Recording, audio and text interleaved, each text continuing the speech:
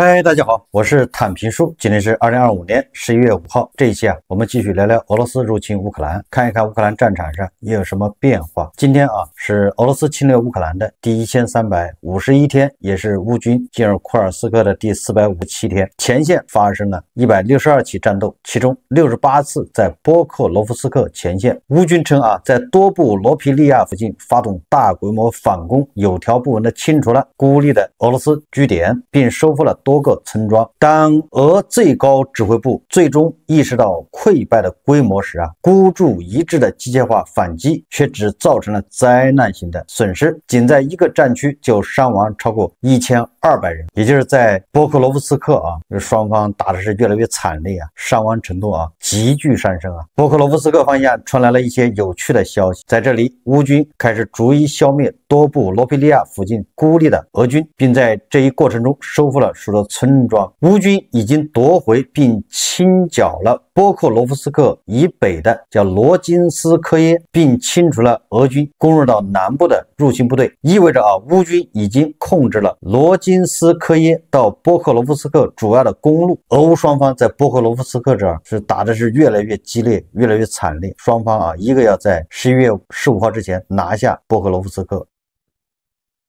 现在有媒体报道说普京只是要在2月之前拿下这个顿涅茨克。格拉西莫夫肩上的担子是越来越重了那这个关键的时候，乌军肯定是不能让俄军得逞，对吧？能消耗一天是一天。所以说这个谢尔斯基还有这个情报总局局长布达诺夫都亲临波克罗夫斯克前线甚至这个布达诺夫亲自率领这个黑鹰直升机2架，然后这个乌克兰的情报总局的特种部队降落在波克罗夫。谢尔斯基说我们正在加大对多布罗皮利亚突出部的压力，我们正在继续解放和肃清这些地区，这迫使敌人分散兵力，使其无法将主要攻势集中在波克罗夫斯克地区。我方突出部队继续在顿涅茨克多布罗皮利亚突出部推进，行动期间共收复188平方公里，清除248.7平方公里的敌军。目前的报道据说这个乌克兰的情报总局局长布达诺夫还在波克罗夫斯克，并没有撤离他就在那儿指挥他的特种部。情报总局的特种部队降落波克罗夫斯克，取得了初步的成功，已经在地面取得了一定的优势。更多的特战队仍在不断的到达波克罗夫斯克。由于普京的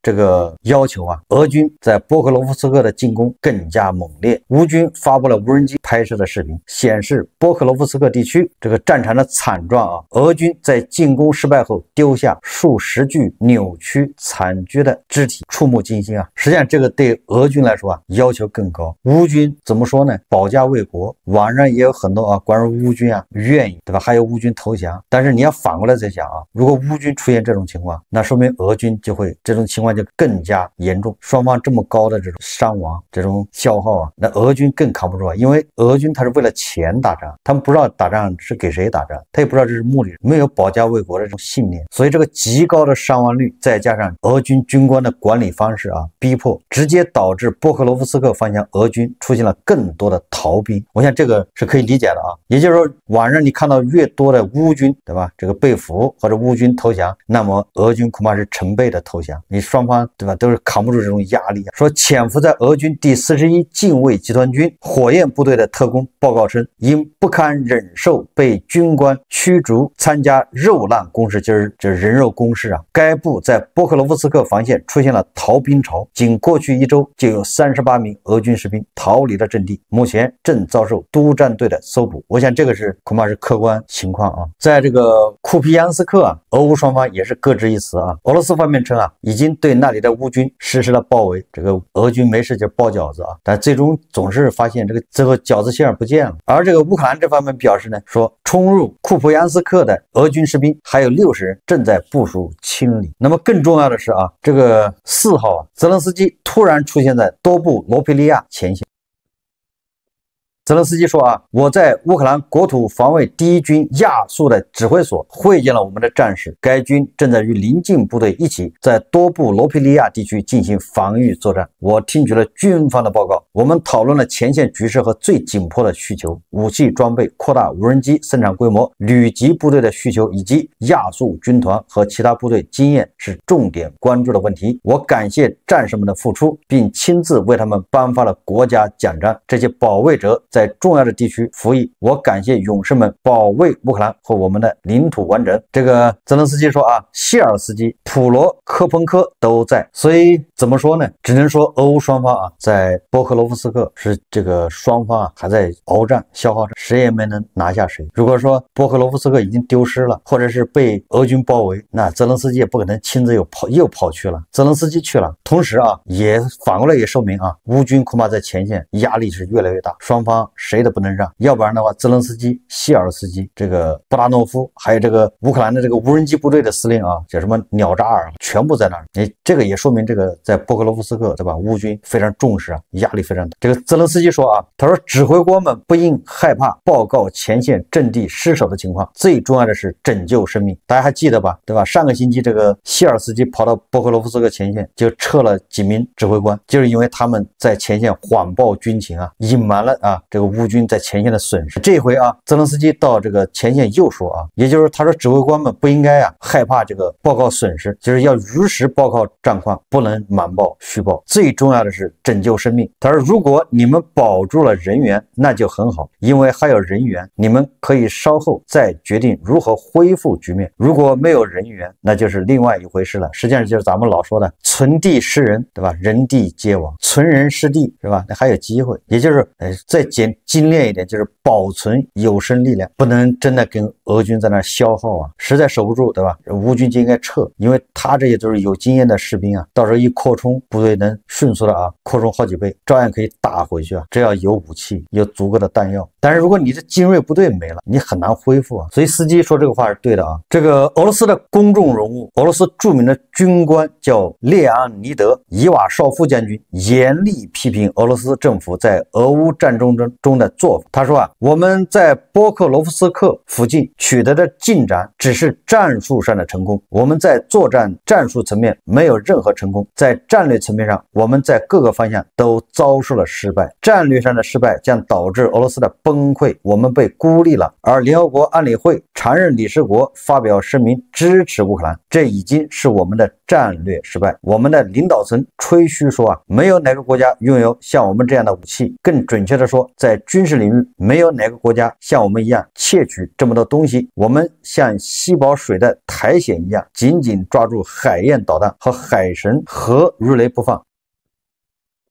实际上，如果我们向他们开火，美国就能在我们达到目标之前摧毁我们。实际上，这个伊瓦绍夫将军啊，是著名的反战派。2022年呢，普京发动对乌克兰的侵略战争，这个伊瓦绍夫就反对，敦促普京啊不要发动进攻。伊瓦绍夫当时写啊，说这场战争将威胁到俄罗斯的生存，这个叫一语成谶呐。你看，已经不是一个俄罗斯的精英了，说俄军在前线失败，打成这样就是失败，打成消耗战就是失败。我们再看看这个乌克兰啊，对俄罗斯的这些炼油厂、发电厂、军事设施的打击啊。乌克兰第4次袭击年产能580万吨的俄罗斯萨拉托夫炼油厂，无人机击中了炼油厂生产设施，引发爆炸和火灾。俄防空拦截了来袭的乌克兰无人机中的64架，因无人机袭击，附近的机场被关闭。为报复俄空袭乌能源目标，自秋季以来，乌克兰累计空袭俄罗斯22架炼油厂43次，占俄罗斯55%的产能，致俄罗斯炼油量下降10%，导致俄燃料短缺加剧，经济损失超过100亿。11月3日，俄罗斯在线媒体在电报频道报道称，周一夜间，乌克兰军方使用无人机袭击了俄罗斯萨拉托夫州，目标是年产能为580万吨的俄罗斯石油公司萨拉托夫炼油厂。另外啊，11月3日晚，另一家俄罗斯在线媒体报道称，称，当地居民向媒体报告了萨拉托夫、恩格斯以及该地区叫巴拉科沃和加里宁斯基地区的爆炸、警报器、无人机声音和防空工作。这些报告集中指向乌克兰无人机对萨拉托夫炼油厂的袭击。乌军对萨拉托夫炼油厂是已经第4次打击啊。俄罗斯西南部的叫巴什克尔托斯坦共和国叫斯捷尔利塔马克市一家石化厂4日凌晨遭无人机袭击并发生爆炸，导致水处理车间部分坍塌，爆炸未造成人员伤亡。巴什克尔托斯坦共和国行政长官哈比罗夫当天在社交平台发文说斯捷尔利塔马克市一处工业园区遭到2架无人机袭击，该厂距离乌克兰超过700英里，也就是大概1100公里啊。作为俄罗斯重要的炼油产品与合成橡胶生产基地，目前产区仍在燃烧中。当地政府证实多次爆炸，此次事件对俄能源化工体系将造成重大的冲击啊。3号晚上，乌克兰无人机袭击了距离800公里的俄罗斯叫夏诺夫格罗德州科斯托沃卢克公司炼油厂，火光冲天啊！这是俄罗斯5大炼油厂之一，每天加工34万桶石油。该炼油厂已经遭到乌军的多次打击。这个卫星图像证实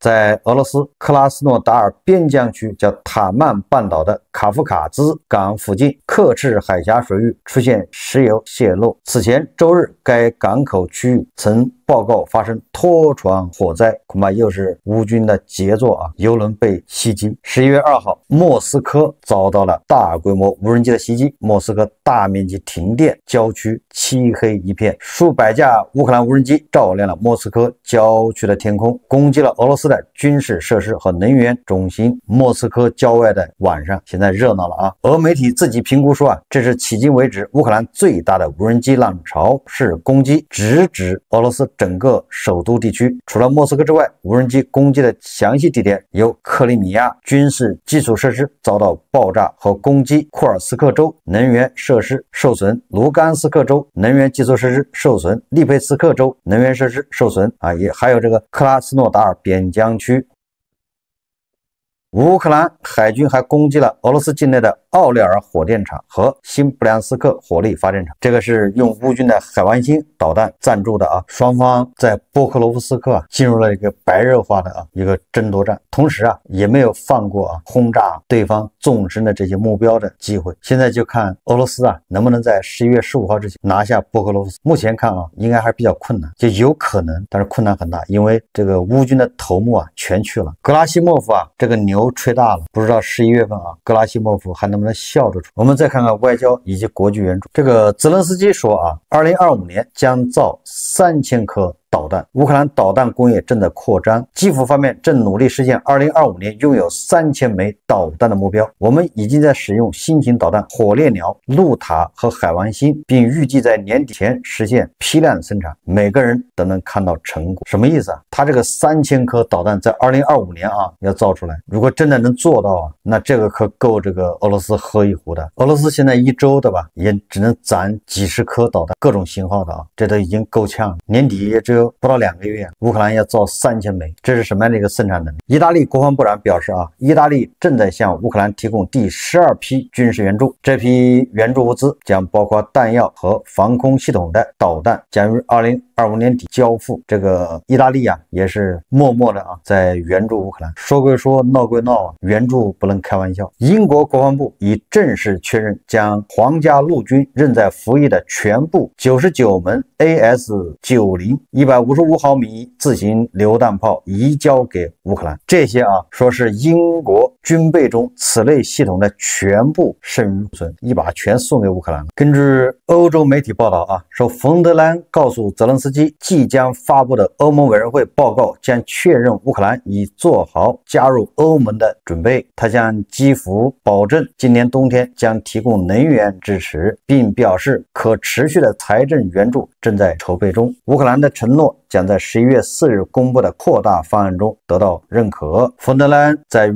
泽连斯基的通话时明确表态，将向乌提供紧急能源援助，助力其抵御严冬与能源困境。这一援助并非临时举措，而是欧盟持续支援的延续。此前已通过担保协议提供5亿欧元贷款用于天然气采购，追加4000万欧元人道主义资金，交付超1.15万台发电机、数百万 LED 灯泡以及大量供暖设备。背景就是俄乌双方互相打击对方的能源企业、基础设施、发电企业。关键是俄罗斯被打了，你只能自己去想办法解决。乌克兰这边炸了，欧盟马上就出钱出设备、发电机、LED 灯泡、供暖设备，还有出钱买天然气。所以这个战，你说俄罗斯怎么打？这个媒体报道啊，是印度炼油巨头弃俄油转阿联酋原油。这个特朗普啊宣布对卢克石油公司还是俄罗斯的这个石油公司实施制裁之后啊，印度啊马上就见风使舵啊。印度炼油巨头巴拉特石油公司近期购入200万桶阿联酋叫善扎库姆原油，寻求替代俄罗斯石油。印度其他炼油企业正转向采购中东、美洲及西非原油，以保障供应。在印度，一些应征加入俄罗斯外籍军团人员的家属举行集会，他们手持亲人照片，呼吁印度政府与俄罗斯方面进行交涉，帮助他们的家人从战场返回家乡。据悉，这些印度公民在与俄方签订合同后被派往战区执行任务，其家属对亲人的安危深感忧虑。此事已引发印度社会广泛关注。此前曾有印度雇佣兵发布视频称，他们被招工所骗，被派往俄乌战场前线，请求印度政府帮助他们回国。我记得去年还是前年，穆迪还专门找这个普京啊谈过，打电话要这个印度的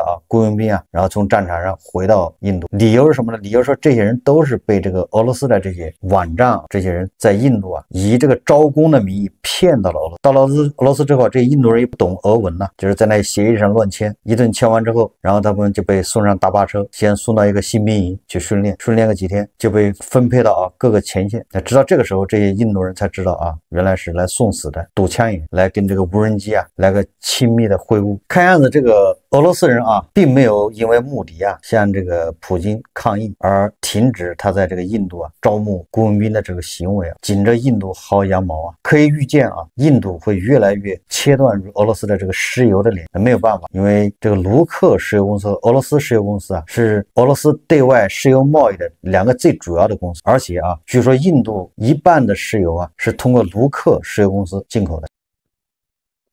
所以这一下对俄罗斯、对印度的打击都很大。不光这个印度实际上大国也及时采取了措施。彭博社报道大国的炼油企业，包括国有和私营企业，正在减少从俄罗斯进口石油，高达45%的俄罗斯石油进口量，就是40万桶每天受到影响。中国石化和中国石油等大型企业已取消了俄罗斯石油的进口，而规模较小的小作坊式的炼油厂则为了避免受到制裁而不再进口俄罗斯石油。根据海关总署的数据显示在今年的前9个月，大国每天平均进口超过1100万桶石油，这一数量超过了沙特阿拉伯的日产量。分析师估计其中每天有100万至120万桶被储存入库。这个报道认为大国是全球最大的石油进口国，长期以来都把能源安全放在优先考虑的地位，多次强调能源饭碗必须牢牢端在自己手里。在此背景下，大国之所以自今年3月起加快充实石油储备，与低油价以及乌克兰多次袭击俄罗斯石油设施有关。大国海关总署10月20日发布的数据显示，大国9月从俄罗斯进口原油环比增长 4.3%， 也是比8月还增长了达到了829万吨，进口额为 40.66 亿元。数据还显示，大国自6月起就暂停了美国原油采购。美国原油在大国总进口量中所占份额本来就小，随着大国与俄罗斯跨境管道项目取得进展，两国合作不断深化，大国9月从俄罗斯进口液化天然气总量同比小幅增长 1.9%。 与此同时，大国从印度尼西亚原油进口量激增，9月进口量较去年同期增长73倍，从巴西的的进口量大幅攀升156倍。实际上啊，大国9月份呢，从俄罗斯进口石油多了4.3%，然后从美国没有了，一点都不进了。然后呢，从巴西和印尼啊进口了更多。实际上说明什么？不是说大国啊要从俄罗斯多进口石油，这个理解是错误的。整个今年啊，大国跟俄罗斯进口的石油是在下降的。为什么9月份多呢？是因为跟特朗普要打贸易战，所以你看从美国他就不进口。第二个最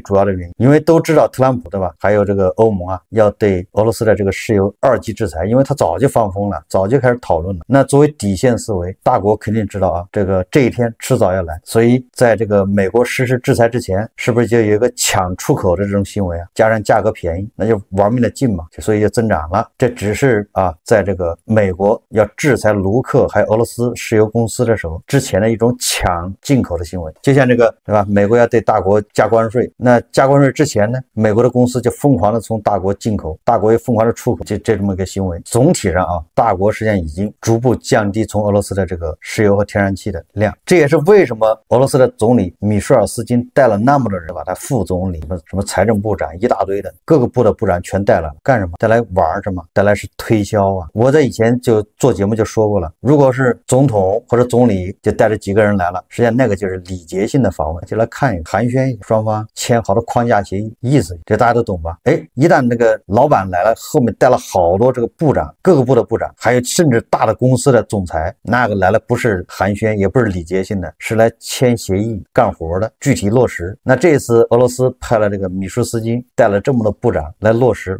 啥呢？实际上啥都落实不了。大家可以看一下那声明，都是礼节性的，没有实质内容。就是大家想一想就知道，这个米舒斯金来干啥？无非就是推销嘛，对吧？石油你多买一点，天然气你多买一点，木材你多买一点，矿石多买一点。我们要钱，我们就是缺钱。你想一想啊，背景是什么？背景是美帝对俄罗斯卢克还有俄罗斯石油公司的制裁，全世界的害怕，连印度对吧都叛变了，还有这个排第3的土耳其立马就倒戈，土耳其啊马上就不买俄罗斯的石油。那你说怎么办呢？俄罗斯人就把眼光投向了大国。哎，你不是厉害吗？你不是跟美国对着干吗？对吧？你跟特朗普硬刚，你不怕的，你从我们这儿多进点，多买点，不就这意思吗？是吧？你找印度没用啊，印度你看他们怂了，贵了，现在只有你了，就这意思啊。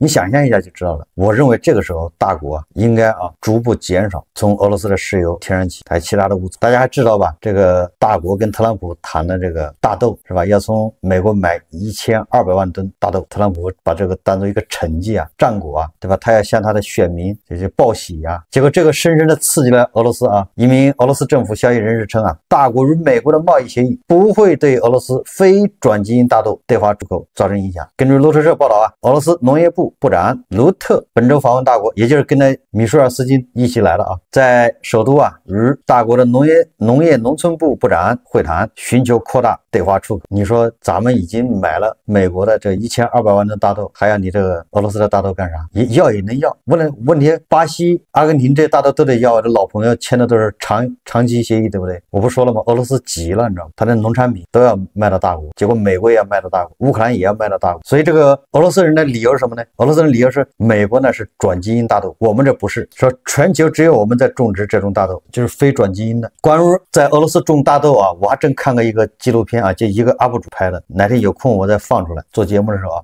我忘了那名字了。这个 UP 主他就在俄罗斯远东地区包了几百亩地种大豆，结果1年下来好像不赚不赔。为什么说最好不要对吧？跟俄罗斯现在过于亲密，对吧？我说的亲密是商业上啊，商业上也应该慢慢的划清界限，因为啊，这俄罗斯啊，它本身就是言而无信的。大家还记得吧？地保老人好像年初过来的吧，还是去年？我记不太清楚了啊，不来访问了吗？然后答应了图们江出海口，对吧？他跟司令官协调，大家还记得说这回事吧？那这个入海口现在什么情况呢？协调个毛啊！这个朝鲜和俄罗斯还要再修一条公路桥，那公路桥更矮，相当于一把锁不够，再给你再加一把锁，给你锁住了。你说怎么弄，对吧？跟这样的言而无信的国家有什么好合作的？我们再看看俄罗斯国内啊，这个要出大事。事了啊！路透社报道啊，普京现在开始追究拉夫罗夫的责任，为什么呢？路透社说啊，本来普京啊要跟这个特朗普两个人秀恩爱啊，要在匈牙利布达佩斯会晤，就是先把特朗普忽悠过去。只要特朗普去了匈牙利，然后普京去了，两人一握手一拍照，又是普京的再一次胜利，就像那个阿拉斯加是一样的啊。反正特朗普赢不了，特朗普都是吃亏的，都是给那个谁啊，都是绿叶衬托这个普京这个红花的。结果这一盘好戏啊，这个算盘这个剧本让拉夫罗夫给搅了，说拉夫罗夫啊没有领会了普京的意图啊，他在跟那个美国国务卿啊这个卢比奥两人不是先会谈吗？一下就谈崩了。拉夫罗夫啊错误的向卢比奥展示了他的强硬，实际上什么意思呢？实际上就是拉夫罗夫你连哄带骗，对吧？你得骗这个卢比奥，卢比奥说啥的对，好行，咱们商量。然后这个卢比奥跟特朗普一汇报说，哎呀，普京回心转意了，要和谈了。好，这个特朗普一开心，马上就去了匈牙利布达佩斯，然后两人一握手，普京的目的就达到了。结果拉夫罗夫啊在那展示他的强硬啊。俄罗斯内部人士透露，拉夫罗夫他们外交部给美国的备忘录充斥着不切实际，最后近乎如通牒式的要求，激怒了美国，激怒了特朗普。拉夫罗夫试图对美国国务卿卢比奥采取强硬立场，来给普京留下深刻印象。没想到弄巧成拙，让华盛顿认为俄罗斯的态度是对抗性的，断然关闭了谈判大门。也就是说，这个特朗普也是有脾气的啊，所以特朗普说不想耽误时间，这还不重要啊，你说不见面不重要。所以这个俄罗斯人马上对吧，一个佩斯科夫就表态说，哎呀，说我们这会晤没有取消，只是时间还没定，对吧？他说的比较这个委婉了。然后普京马上派了他的特使啊德米特里到华盛顿去游说，是吧？这个大家都知道吧？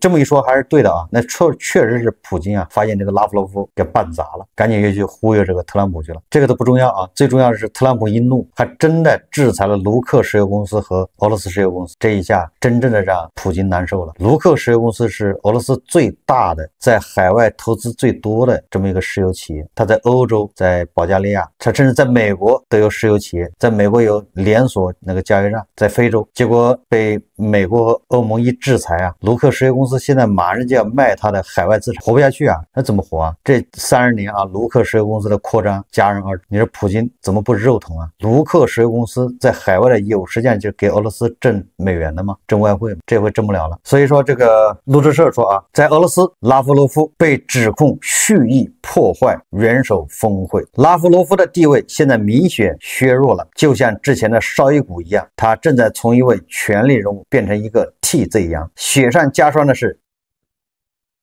金融时报一篇措辞严厉的文章，据称击中了俄罗斯外交部长拉夫罗夫的痛处。咱们以前就说过了啊，普京啊再往下打，身边都是敌人，没有朋友了，没有战友，都是他的敌人。普京还怎么坚持啊？俄罗斯还怎么坚持？还是早投降早受益啊？好，这期节目我们就聊到这里，感谢大家收看。如果喜欢我的节目，欢迎订阅转发，也可以在下方留言评论，谢谢大家。